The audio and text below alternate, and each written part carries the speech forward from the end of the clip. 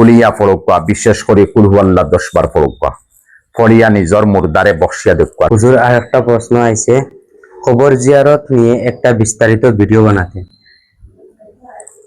আমরা আর আত্মীয় স্বজন, মা বাপ, ভাই বিরাদর বিভিন্ন মারা যায়, তখন আমরা কিছু মানুষ আছি গরব হইয়া মহল্লাত তাকিয়া না নমাজ পড়িয়া হইলাম মুমুকা ফিরিয়া খবর জিয়ারত করিল।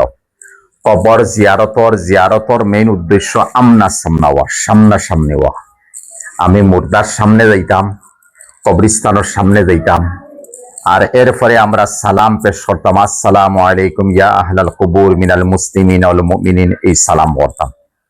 সালাম করিয়া আমি মুর্দার সামনে যেমত হাসান বসরি রহমতুল্লাহ আলাইহি ফরমাইন, এই মানুষ জিন্দা থাকা অবস্থাত তানে যারা আদব এহতারাম সম্মান দিয়া চলতায়, ওলা মারা যাওয়ার পরে তান কবর যাওয়ার পরে ওলা আদব এহতারাম সম্মান দিয়া চলতায়। ও অবস্থা খাড়া হইয়া আমরা বেশ ভালো হইব বউ তাকে খুঁজলাম যে আল্লাহ কুমুর টাকায় একবার পড়িতাম, কলিয়া একবার পড়িতাম, কলহু আল্লাহ একবার, ফালাক একবার, নাস একবার। এই সূরা 5টা ফড়িয়া এক মুর্দারে বক্সিয়া দিতাম। এই এক মুর্দার মার, এই এক মুর্দারে যদি বক্সিয়া দেইতে হাদিস শরীফ গেছে যে এই মুর্দা কিয়ামত পর্যন্ত ইনো এক ফরিস্তা তাকবা, আর কিয়ামত পর্যন্ত এই 500 সূরা পড়িয়ে খাস মুর্দারে বক্সিয়া দিবা।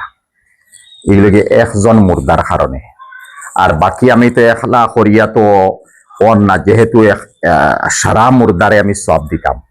তখন আপনি আল্লাহ কুমুর টাকা একবার পড়ুকা, কুলিয়া ফরকুয়া, বিশেষ করে কুলহু আল্লাহ 10 বার ফরকুয়া ফড়িয়া নিজর মুর্দারে বক্সিয়া দেখুয়া, সারা মুর্দে গান্ডে বক্সিয়া দেখুয়া। আর এই মতো বক্সিয়া যদি দেই আর পরে কিয়া লয় যে আমার মা বাবা আপনি খাস দিতাম, তখন এই 500 সূরা পড়িয়া আপনি খাস হিসাবে বক্সিয়া দেখুয়া, আর একদিন পারলে আরো একজন খাস হিসাবে বক্সিয়া দেখুয়া। এইভাবে জিয়ারতের মধ্যে যদি কেউ আত উঠাইতে পারবা, আত উঠাইয়া জিয়ারত করতে পারবা। তবে আদব হইয়া তাহলে পশ্চিম দিকে মুখ করিয়া আদব হিসাবে আমি জিয়ারত করতাম, আর নতুবা দিল তাকি সবরে বক্সে দিলেইবা।